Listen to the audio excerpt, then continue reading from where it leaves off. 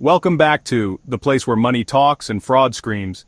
If you're into jaw-dropping scams, tales of greed disguised as innovation, and corporate fairy tales that crash harder than crypto in 2022, hit that subscribe button, because we're about to peel back the glossy lies.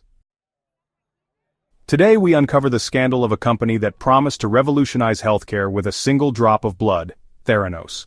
A billion-dollar startup, a Stanford dropout CEO hailed as the next Steve Jobs, and a tech device that never really worked. This isn't just a scam, it's a Shakespearean tragedy written in PowerPoint decks and blood samples. So sit tight, because this story bleeds deception. Once upon a Silicon Valley fever dream, Elizabeth Holmes, armed with charisma and a black turtleneck, dropped out of Stanford and promised the world a revolution, a machine that could run hundreds of medical tests using just a finger prick of blood. Investors, hooked, media, hypnotized, Walgreens, all in.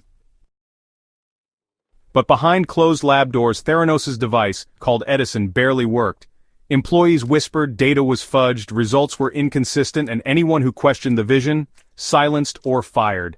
In meetings, Elizabeth's stare was unblinking, her voice low and deliberate, channeling Steve Jobs but delivering pure sci-fi. The company raised over $700 million, valued at $9 billion.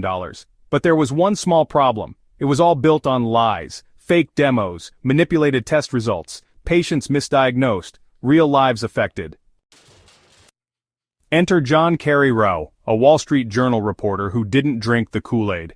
With whistleblowers in hiding and NDAs thicker than a pharma patent, he exposed the empire of illusion. The house of cards collapsed, investors sued. Elizabeth and her partner Sunny Balwani were indicted. In 2022, she was found guilty of fraud. The girl who wanted to be a legend became a cautionary tale. Theranos wasn't just a failed startup, it was a mirror held up to our blind faith in tech saviors. As philosopher Jean Baudrillard once said, we live in a world where there is more and more information and less meaning, and in the world of billion-dollar dreams, meaning can be deadly. If you like this video, don't just vanish into the void, subscribe. I'm just a guy digging into corporate nightmares while living off instant noodles. Feed the hustle, feed the truth. I'll see you in the next conspiracy.